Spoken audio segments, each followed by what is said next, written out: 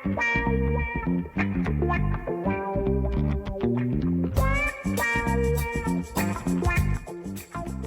the Let's Talk Polyamory podcast, where we talk about all things consensual non-monogamy, polyamory, swinging, and all things about how you can have a secure and sexy relationship. Now here's your hosts, Tara and Andre.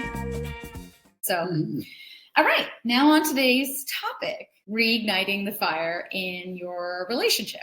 Long-term relationships. In long-term relationships. Which I kind of feel like almost like an imposter to be talking about long-term relationships, as I don't have a whole lot of experience in long-term relationship. The longest relationship I ever had outside of my mother, female relationship, was with a cat for 19 and a half years. When things would get too sticky, too close, too much on that relationship escalator, I would find a way of killing them off or being killed off by them.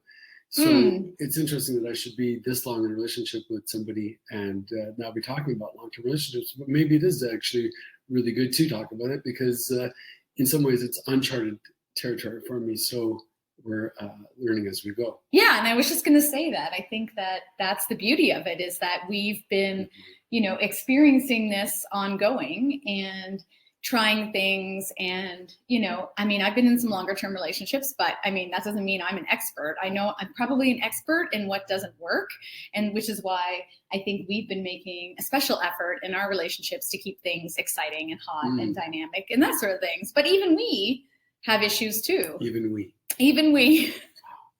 Yes, experts.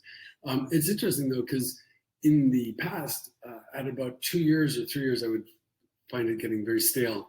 Almost like having fish on the counter that's been there too long and you'd want to get rid of it. And somehow, we've not been really hitting that. But I think also the expression of being open relators gives us the opportunity to not only go outside of ourselves, but to find those other stimulants and bring them back, inject some of that into it. So it makes it easier than feeling as though there's just that noose around my neck that keeps getting tighter and tighter. Yeah, like we get to experience ourselves both together and then also as an individual again. And so I think that's what's great about being open and polyamorous, is that you have that. And then you may be introduced to things that you're not, familiar with, or you want to try, but you're afraid to do, and that sort of thing. I don't know. Lots of opportunities. So here are the 5 things. Number 1. Have some distance and spend time apart, which is what we just kind of talked about a bit. Number 2, being present. Coming back together. Yeah, coming back together. So to have time apart, but then it's also important how you're in your relationship. We talked about being physically present, being emotionally present, and being sexually present. So all 3 things. Then this week's topic is interrupting patterns and routines, which we'll get to in just a moment. Number 4 is increasing sexual and erotic energy. That one's going to be pretty hot. Not that any other ones haven't been, but I'm kind of excited about what we're going to talk about for that one. And then number 5 is doing something different and taking deliberate effort. Yeah. So I think we're talking about in all these things taking effort, but we're talking about that extra effort in number 5. So as I said, we talked about the first 2, having some time apart. We talked a bit about that just now, but what is that to you? What does it do for you? To have time apart from you? It's actually a win-win situation. Not only do I not have to hear from you or see your face again and again, or you or mine, but we also get to go out and experience other people and get the new relationship energy feeling from other people. And then we come back and then we seem less familiar in a sense. We're excited to see each other in that way. Yeah, because the thing about long-term relationships, and I think this is a known fact, is that it's the thing you want in those relationships: security, familiarity, predictability are exactly the things that tend to dampen the desire, because you become known. You become too known of an element, and then there's that idea of becoming a we. Yeah, as much as I like chocolate ice cream, I think to have it every day would eventually kind of. I may not have the same level of appreciation for chocolate ice cream, whereas if I mix it up a little bit, like, oh, chocolate again, that's kind of cool. Ooh, chocolate. And then the being present, which we just mentioned, is like, having all those elements. So when you are together, having quality time and being fully present, like emotionally, physically, and sexually. And, sometimes that's hard as well. And so you also have to make an effort in it. And so now on to interrupting patterns and routines. It's a good idea. I already feel myself becoming, in some ways, resistant to it, right? Because, these patterns, while they may be automated, they may be routine, they may be stale, they may be a given, they are familiar to us. And the idea of going into the unknown very often is met with resistance. It's met with fear. What's going to happen? Why should I change it? This, that, and the other thing. So even though, and we see this in many demonstrations of our lives, even though we have an awareness that it's working okay, but it could be better, it doesn't lead itself enough to actually materialize those changes. For whatever reason, maintaining the status quo often is easier. Like it's just fine. If I try this thing, what if I fail? You know what I mean? What if I don't get the thing I want? You know what I mean? I think sometimes people prevent themselves from doing the things that they want because they're scared about it. And so we end up doing the same things over and over again, but then and then expecting things to be different. Like if we do missionary position number 1 at 9:00 at night just before bed, that it's going to somehow magically become different and interesting again. If it's not interesting right now, maybe that is super interesting to you. Sure. And I mean, there's obviously the sexual part where we are in our routine. We do 1-5-7-3, 1-5-7-3, 1-5-7-3, and it becomes kind of automated, known routine. But there's even the roles outside of being 1-5-7-3. We might find emotional roles for each other that we slot each other into, or that we go into, and we become automated with that. So, for example, we were talking about the division of household responsibilities here, and how we have facilitated and participate in these roles. But are they necessarily the best things for us? Maybe, maybe not. But do they become so automated that we kind of feel as like it's a given? And are we able to mix that up a little bit? Maybe we'll go back to that 1-3-5-7 because it is good, but maybe 1-7-5-3 is better than the other one. So we mix it up a little bit to add that variety. So even if we're not having outside demonstrations, sexual partners, dates, whatever, we might still be able to shake it up a little bit in our own dynamics that we can stimulate from the inside as well. So you were talking about more than just like intimacy. You were talking about our everyday interactions, like who does the dishes, who cooks dinner. Sure. Who's going to bring flowers home? Oh, who's going to bring flowers? Oh, flowers would be nice. It's would great. Be nice, Oh, maybe I should bring some flowers. Maybe is that a hint? As well. Well, I can't remember the last time either of us brought flowers to each other, and that's too bad. Yeah, that is too bad. Well, but there's a whole bunch of different ways that we might look to it, right? So if I automatically wait for you to do the thing that I assume you're going to do, are we reinforcing those positions? How can we gain that awareness and then maybe find another way of being? We could then say, well, this other way of being is much more fantastic. Or the other one's like, you know what, the way we had it was pretty good too. Let's continue that. But at least we make that informed decision. We can have consensus on it and see where we want to go with it. And may I share a little bit more about this morning? Let's go for it. Our lives are an open book. Let's hear it. Well, I think we probably seem a little more muted this morning than normal because I don't know. Okay, maybe. Let's go with that. So we're more muted. I don't know. Maybe we're not. Maybe I'm sensitive to it because I initiated a conversation, which now that information is out, I'm feeling uncomfortable with. So really, I think that's more about me than your reaction to it. Right? It's a bit of both. Okay. But what that one was about was, you're talking about the everyday of our everyday routines. And, I'm totally accepting responsibility for my part in enabling a behavior and in you. So, and then being resentful for it because you didn't do the thing that I decided I was going to do. So it's kind of an interesting contrast. And I think that happens, right? So in one way, I wanted you to do something, take more initiative in one area of our everyday life. But then again, I wasn't allowing you the opportunity to do that because I was taking it on because I was impatient or that sort of thing. So there was a bit of that. But then, like you said, then it builds up some sort of resentment. And eventually you have to say something. And then that sort of everyday thing can have you look at your partner in a different way. Like I didn't realize until I think we had the conversation that I was actually maybe a bit resentful about it. I mean, I had a sense of it, but it bleeds into other parts of our life, like our desire and that sort of thing. So sure. now Desires and resentments don't go very well together at all. Yeah. So I wonder how, now that we've had this conversation, that maybe we can get a little bit of a shift. Mm-hmm. Well, just at the very idea that we are having this conversation, our willingness and ability to speak openly about the things that we might find difficult, I think is already giving us a ticket to the show. Because otherwise, you just harbor your resentments and I harbor mine, and then, who knows what's going to happen of it? How will they manifest themselves, right? It's like the resentment is like this little thing that's under pressure, and eventually it finds its way to the surface, or we simply internalize it and have it become a carcinogen, right? It wears on us, and it becomes a factor of contention. It makes us want to shut down, distance, go out and feel justified in other actions, a whole bunch of horrible things, as opposed to simply talking about it. Let me hear your position. Let me listen to understand what you're saying. And then what's my stance? How may I offer a rebuttal? But a rebuttal of love that comes from understanding, as opposed to simply say, well, you did this and I did that and all of that stuff.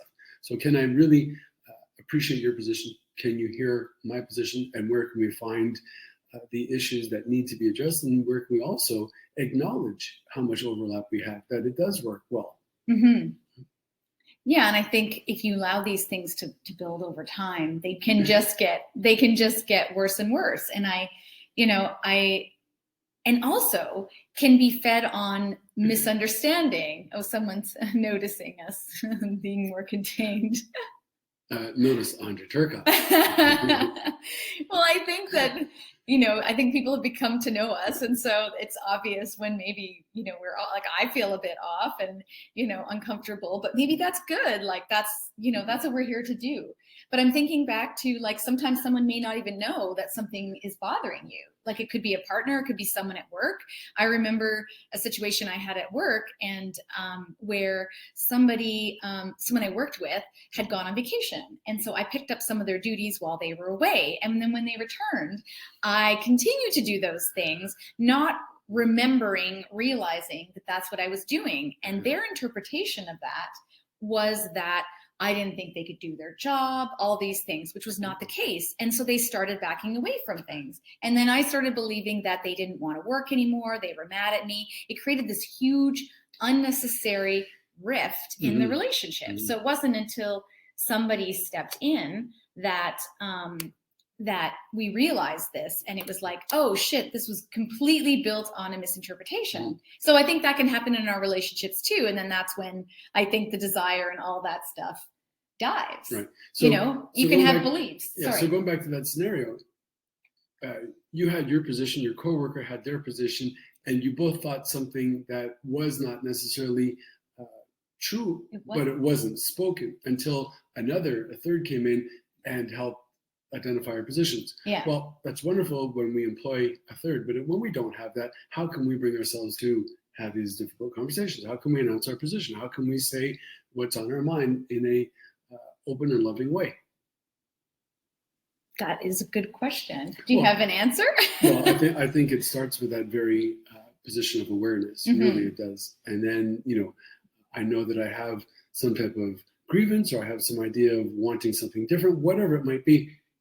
Am I able to openly communicate that? And if I don't feel so secure, well, then what is that about? But generally, I think as expressive human beings, we should be able to articulate our feelings, our position, and put it out there and see how it's acknowledged, how it's returned. Is there a willingness demonstrated by the other person? Are they wanting to find compromise, or are they simply dug into their own position?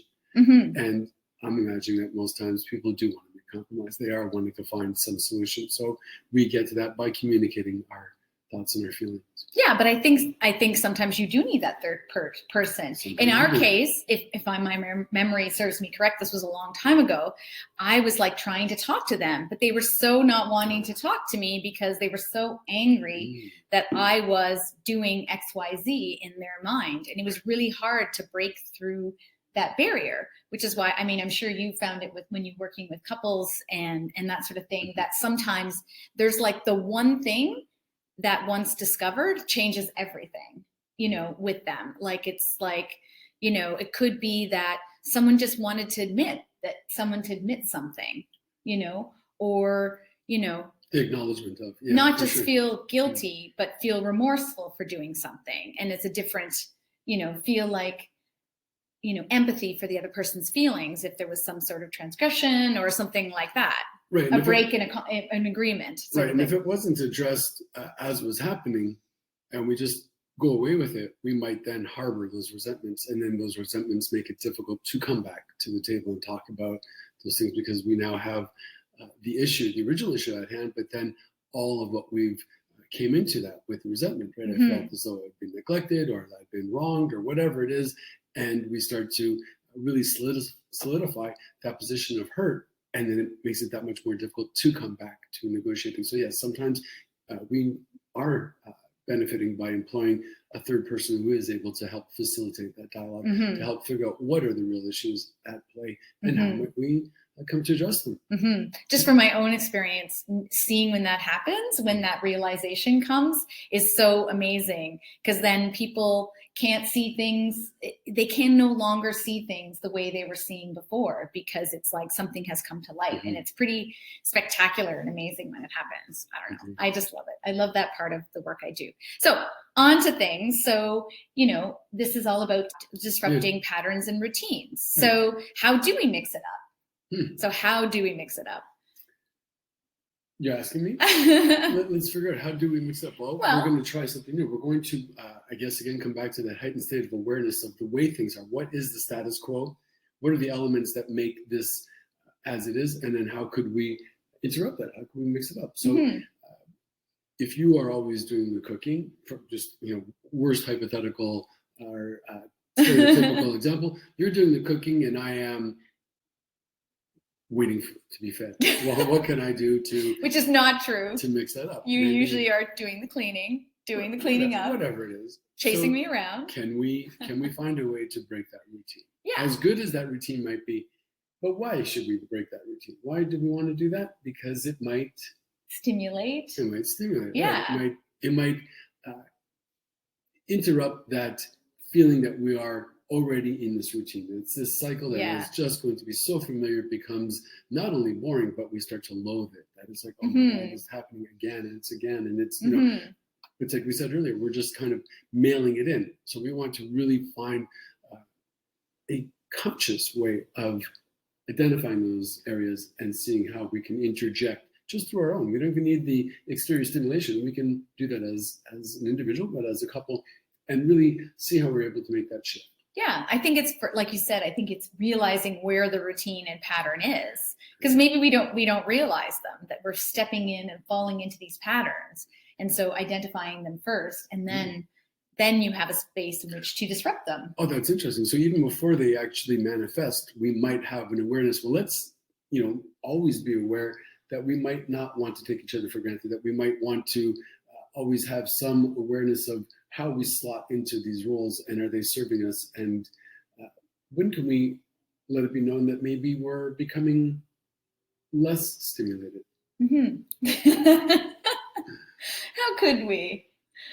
Well, we could have conversations. We could, but as I'm saying that, I'm wondering, like, what about the ego, right? That sense of like, oh, if I tell my partner that, I'm not really into 137, I kind of want to like get rid of the one, and I don't want to offer the solution. I'm kind of hoping that they might. But if I introduce this topic, are they going to feel as though, it's an indication of they're being in any way insufficient, or that I'm not satisfied because of them? How could we resist their experiencing it as a personalized thing? How can the ego be held but not threatened? Well, I think you turn it back on. It's just like communication, like active communication, and using I statements. Like, I think, saying to yourself, like saying to your partner, I'm feeling like I need something different to, elevate my desire or stimulation. And I would love to try and experience this with you. So speaking from I or me might then help preface it in a way that it's not like, well, you're doing this and you do that. And, okay, well, and I probably didn't do that very well this morning. Did you mention something this morning? About how I was feeling about the activities in the home and how I was having some resentment. I feel that I might have been less focused on how I felt about it and more a little bit maybe blamey. No, I didn't see it that way. I thought that you did a very good job of announcing your position that you were wanting to feel something else. I thought you did a very excellent job for that. Yeah. Thank you. Okay. How else can we disrupt our routines and patterns? Well, we can also try something old. Try something old. So try something old. So like, I know you always bring this example up. So you had mentioned about kissing. So what would happen if, seriously, like I know we've written this in the notes several times, but what would happen if we just decided that we were just going to kiss like we did when we first met? And that's it. Like spend a week kissing and touching over the clothes and not doing anything else and just leave it like that. Did we go a week? I thought it was like a first date. But no, I think it was 3 dates. But as you said it though, I want to bring to mind the idea that I might kiss without expectation. Not only without the expectation of going to second base, without the emotional expectation. So I'm going to kiss you, but I'm not going to have this pressure, this self-imposed pressure that there's going to be fireworks or there's going to be like all this movement or anything. Oh yes, expectations. So it might simply just be the demonstration. I am demonstrating to myself the willingness to participate in this, to be present, to not simply just mail it in. You know, if I'm feeling not really up to it, or if there's harboring resentments or whatever the circumstance might be, I might first offer some resistance, say, I'm not really into it, or I'm busy right now, or whatever it might be. But then even if I do bring myself to participate in it, am I really being present in doing so? Am I wanting to? Am I able to? And how much of that resistance is my internalized dialogue? So can I go, and even, you know, if I don't have the luxury of clearing all that house, could I simply suspend them long enough to participate in this activity with open heart, with position of presence? Yeah, I think that I was thinking the same thing as I was getting ready, and I knew this was in the notes. I was thinking about it and going like, could I just, like you said, just kind of suspend expectation and not go like, oh, if this doesn't feel like this, or if it feels awkward or whatever it is, because we haven't done it in a long time, is that okay? Can I just be okay with it? Well, it makes me think back to when we encourage some of the people we work with to do sensate, right? They are to suspend all anticipations or all projections that it's going to culminate in a certain destination. We simply want to see how we're able to become present again. Right? So on my first date with you, I don't think I had much in the way of expectations that was going to culminate in a certain thing if I were to kiss you. I was just in the moment. And then somehow, all of a sudden, 1,000 dates later, there's this expectation that, well, if I do this and that, it's probably going to end up over there. And now, if it doesn't, am I disappointed? And if it does, has it simply just become part of that routine? I think for myself, I put a little bit of pressure on myself because I think, you know, lots been going on. I think myself, my own desire has dipped. And I think that there's a lot of, you know, things that are factoring into it. And so suspending that judgment is something that's will be important for me to do. And it's not easy. You know what I mean? It's not easy. And especially when you're doing it on your own sort of thing, like you're just kind of not own, but you know what I mean? Like you're doing a discovery on your own. Like, how can I, you know, and just being curious, like you know, wanting to approach things with curiosity, like, oh, I'm feeling this way. That's interesting. Okay. Just be a scientist. That's fine. Move on to the next thing, you know, that sort of thing. But anyways, so lots of things you could do with kissing.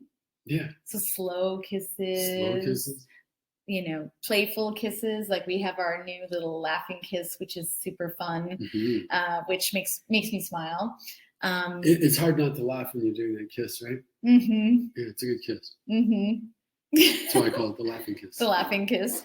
Like knockout kisses, ones that are really, really, you know, when you kind of like tap the person and you kiss them, push them down on the bed, that kind of kiss. Oh, like a movie kiss. Like a movie Hollywood kiss. movie kiss.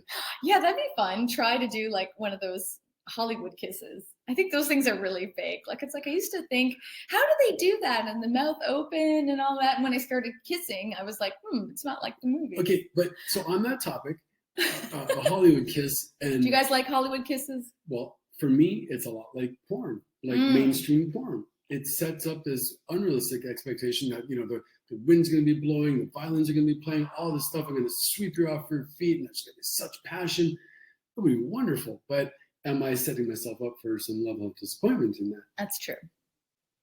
It can be. I wonder how we could go at it as amateurs and kiss with that same intensity, without the expectation of that it should meet these standards if they're not really all that realistic.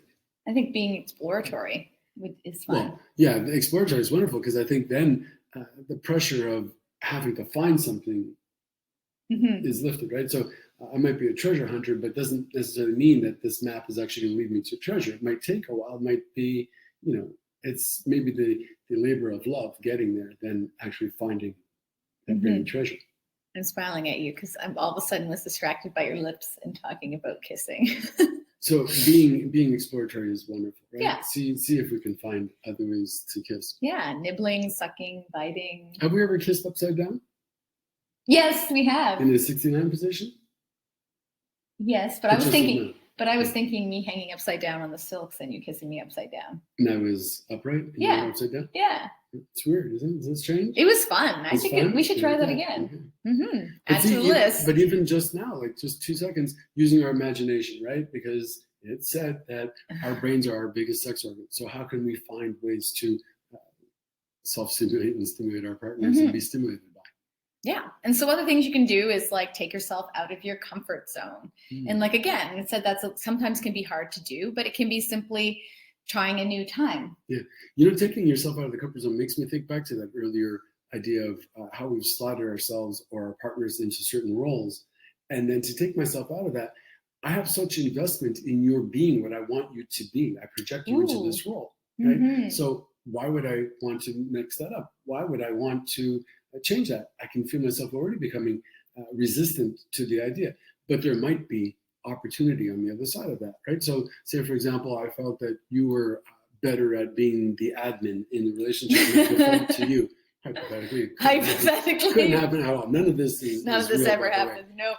So made up story just for TV. Fictitious all that. So it suits me well to have you slotted into that role, and you're very good at it, so you agree and to I it. like it because I'm good at it. Sure. So it feeds that. But then 10 years later, we wake up and we're like, wait a second, I've been doing all the admin stuff. And I'm like, well, I've been profiting because I like that. And now we think, well, but we should mix it up in our routine because Andre and Tara say so. And we're like, wait a second, this sucks. Like, I don't want to mix this up. This is scary. Now I'm going to have to like start taking on these other roles and blah, blah, blah. And all of that idea that I had to myself. But if we can overcome that resistance, that initial resistance, we might see, well, there is also some opportunity to gain some greater feeling of independence. So now I don't feel as though I'm dependent on you to do the admin. I am self-sufficient and I can invite you to come into that rather than feeling I need you to do that. So if you were to be the admin and suddenly say, you know what, I'm going on a 2-month vacation, it's like, wow, what am I going to do? I've always had you feed me that way. Now what am I going to do? Whereas I become more self-sufficient, I can say, well, you know what, go on a 2-month vacation, have a good time, and when you get back, we'll hang. Yeah, and you've done this with your own business. Like I used to do a lot of your stuff with your admin, with your business online. And then finally, I think I must have said something and you started taking it on because I think it was something that was like not comfortable for you, right? So that's about the time you taught me how to shave, which I haven't been doing very well. Oh, shush. No, it's like raising a child. For me, it's like raising a child. I wanted to put you in that role because it served me.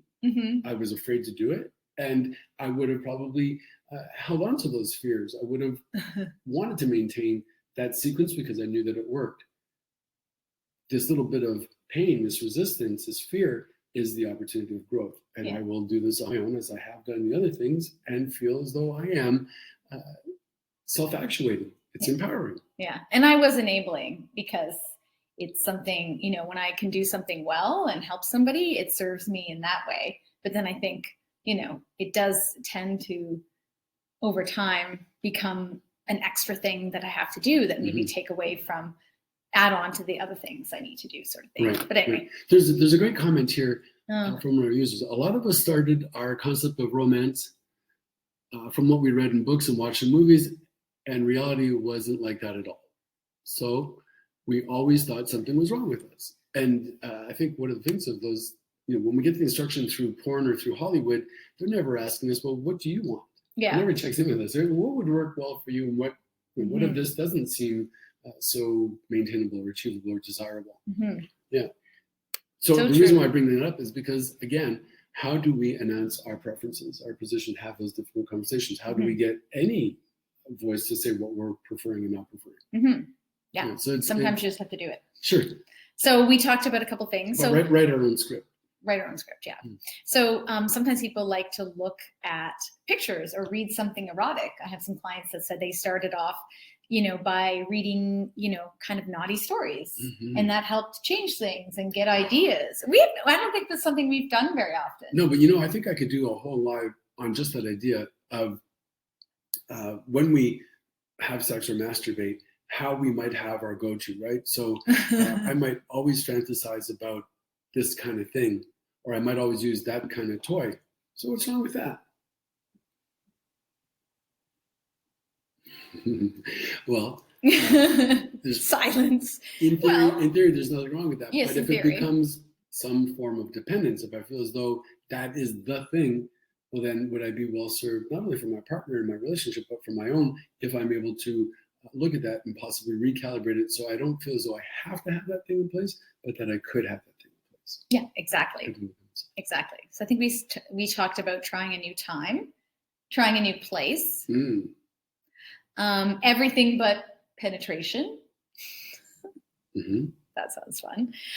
Dress differently. So this is a good one, because I think one of the patterns people get into, especially if they're nesting partners, is they get home from work, or if they work from home, they're wearing their nice clothes, and then it's time to spend time with their partner, and then on goes on the track pants, which, as we know, some people find them sexy, but they're also may not be, What about dressing up instead of dressing down for a change, to change things up? Yeah, I wonder if symbolically what that really says is I'm seeing you, I'm making a gesture because I want to feel good about myself, but I also want to show you that I am kind of fluffing my feathers a bit. I'm wanting to show you that, peacocking. Yeah, exactly. The peacock makes this display and says, look at how I've demonstrated for you. Yes. Would you find me attractive and come over and nest with me or play with me or have eggs with me or whatever it is we're going to do? Yeah.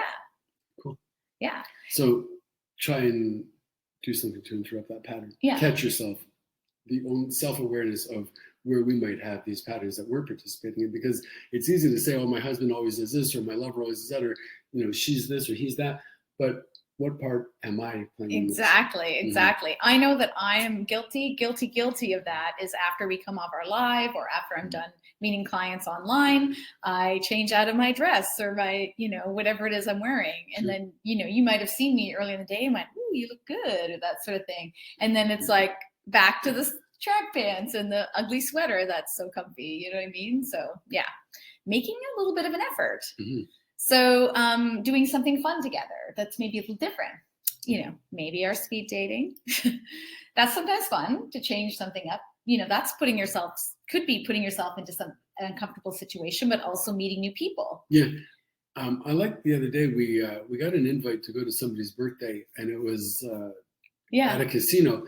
And we had a date with somebody before that. And by the time the date finished, I was kind of like, what, I'm tired. And left to my own devices, I probably would not have gone.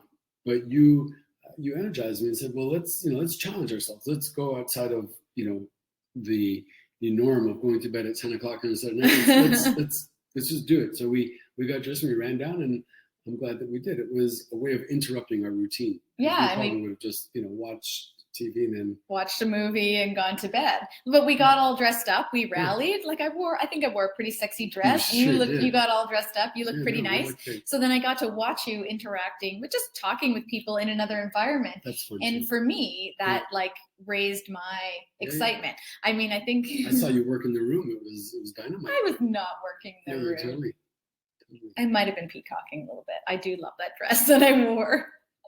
Doesn't it have feathers and things on it? It has some sort of like fluffy sleeves. I think that's what it's for. Anyways, it is kind of a peacocky. Even though it's all black, it's very peacocky, I think. I think you can't help but miss it. Mm-hmm. And we were actually trying to find the friends in the bar, and I didn't know them. So we were walking around, and the girlfriend said she noticed me because she noticed my dress first. What a fantastic device. What a fantastic opportunity to go out and put that on. So the dress in many ways can do the talking for you. Mm-hmm. I feel bad for people who've never worn a dress like that. Mm. Right? I mean, there's many people that would never find their way to that and never know that experience. Mm-hmm. It could be fun to allow yourself to go kind of crazy like that. Yeah. And when I bought it, I was like, this is crazy, this dress. And it's really short and tight. And you know what I mean? I know you like short and tight dresses. And so I bought it thinking, I'm going to wear this sometime out. And I did. I felt sexy and exciting and desirous. And, if it wasn't so late when we got home, I think, a lot more might have happened. But alas, it was late. So. It was late. Is that TMI? It was late. What are you thinking? Wondering about the conversation we had earlier, and had we had that conversation 2 weeks ago, if the lateness of the night would have seemed less late. So if I'm feeling as though I'm being taxed or not seen or whatever it might be, is that going to impact my sexual desire, my sexual expression, my drive? And I don't see how it could not. Yeah.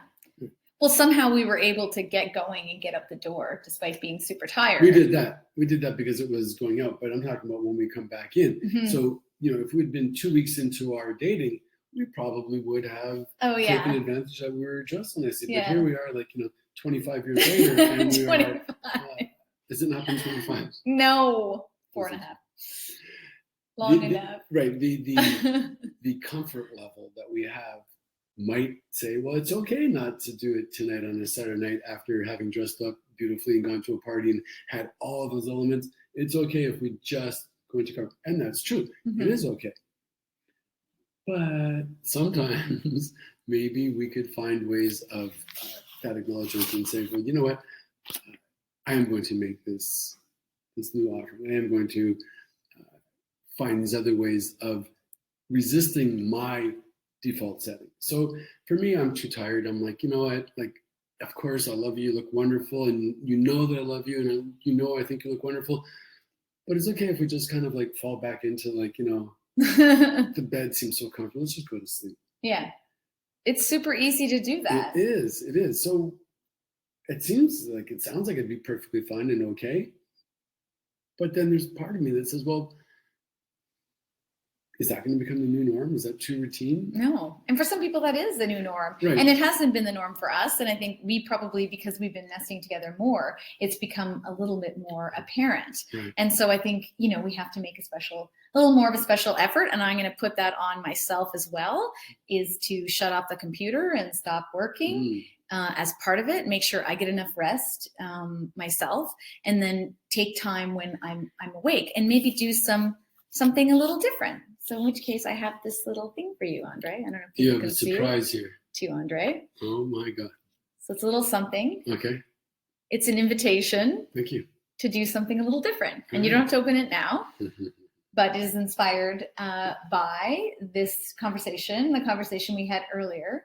And I would like to make an extra effort. And so I'm going to put myself out of my comfort zone and invite us to perhaps try a new position and a new way of relating. So this is part 1. Right. Actually, funny you should say that, because I believe that National Anal Day is coming up, isn't it? It's today.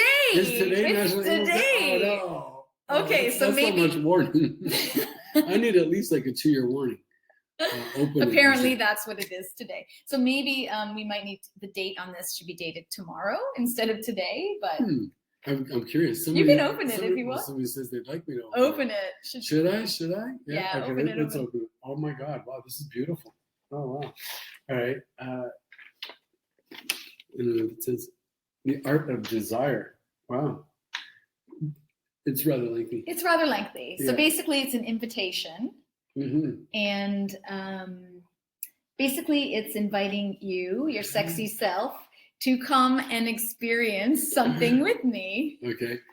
Something with you, right? And it says, the areas among the muscles on which you should most concentrate are the legs, the back, the tongue. Nice. It is also recommended that you bring your sexy self. Yes. So limber up, because we're going to be doing something that may be putting us out of our comfort zone in terms of our positioning. Bringing my sexy self, I immediately think about the beginning of this conversation and will I bring myself free of baggage, or will I be lugging my resentments with me? Can I be present? Could I really check those things at the door and just show up as my sexy self? What a wonderful invitation. And then there's a diagram. And then there's a map. We talked how, serendipitous. We spoke about the hunt. You didn't know I was doing this. No, not at all. Sent for the hunt for treasure, and it even comes with a map. Are we seeing this? Is that? Yep, you can see it. That's the She-Wolf 141. Did you draw that? Look at this. This is frameable. I might have cheated. I might have found it on the internet. Wow. But in the instructions, for me, this is part of a book called 52 Invitations to Great Sex. I've had it for years. It's good. I mean, it gives you some idea. It's not going to, transform your life. But well, it might. I don't know. But the fact that I've had it for years and there's still several unopened, although I got this in other like I bought this for myself when I was in other relationships, obviously thinking that something was not going well, and yet look, the invitations remain right. But what's interesting is that you say it's not going to transform it, and here you bought it in a relationship and hoping that it might have some change, and yet many of the pages have never been opened. Yeah. So we had the idea, we'll try something new, but are we really going to participate? Are we actually going to follow through with it? Well, that's the thing. I think we have to have our own desire to follow through. And in the case of this one, there's partner activities. So your partner can open one set, you can open one set. So it goes back and forth is the idea. And I think there wasn't the back and forth, or there was a discomfort. Even myself at the time when I bought it, when I would see the little, because you don't know until you open it what's inside. And you're like, ugh, like what's going to ask me to do that's super uncomfortable. Isn't that amazing that our reaction should be, oh, what's going to do? It's going to be uncomfortable, as opposed to, wow, that's going to be so much fun. Yeah. So I wonder, though, what informs that position? Why should we go from, wow, it's going to be so much fun, to, oh boy, I wonder what's going to ask me. Like, does that mean I'm going to have to, fluff myself? It's a porn term. Should we ready ourselves to be real participants in it? Is that going to feel too taxing? Yeah. But it comes back down to the earlier idea of one of the components is taking that action. Right? Taking the action. In theory, I buy the book. I think, it's great. Like, I'll even call these guys and maybe set up an appointment. We'll talk about it. But am I going to do the work? Am I going to take that action? Am I willing to really put my money where my mouth is? Yeah, because there's tons of free videos, there's books you can read, there's all kinds of, you can Google all the things and find the positions, but you got to actually do it. Right. And I think that's why when we were thinking about what program we might put together for people, we thought about our erotic exotic staycation transformation, because you can leave that into our hands. You basically have to show up, but with a willingness to get outside your comfort zone. Right. But we've decided what the things are. Love myself. We've decided the things that we think would be great for you to do. And then we tell you what to do, just like this. And then you got to show up and do it. Right. So there's a bit of accountability associated with it. So we're going to help address some positions of resistance, but we want you to show up and take the action. And the first action is by showing up. Yeah. So I'm going to accept your invitation, and I'm going to try and show up in my loving, authentic self And I'm going to see if I'm able to suspend all the things that don't belong there at that moment. I'll check them at the door. And me too. All right. Yeah. Give it a shot. So if you want to up-level your sex, pleasure, eroticism in your relationship, and you want to do more than just buy a book, you can join us on our exotic staycation, transformation, 12 sexy dates, reflections, fun, excitement, and accountability. Yeah, that's good. Yeah, because, I think even ourselves, when we come home Saturday night and we say, let's just, watch a movie and go to bed, we are postponing it, right? And it's like, we'll do it tomorrow. And it's like, well, tomorrow never happens, as Janice Joplin pointed out. Thanks, everyone, for coming and listening to us. Let's keep talking. Yay! See you Friday. Bye. Bye. If you want to explore polyamory, open up a relationship, or try your hand at swinging, we can help. Check out our website at taranandre.com for information on our Poly Newbies digital course or our deeper dive open relationship and polyamory mastery program where you get direct coaching from us. There's also other individual and couples coaching options there as well. Thanks for listening to the Let's Talk Polyamory podcast with TNA. Don't forget to subscribe and give us some love on your favorite podcasting platform. You can check out the show notes for any of the links to the courses or information we talked about today. Thanks, and have a fantastic and sexy day.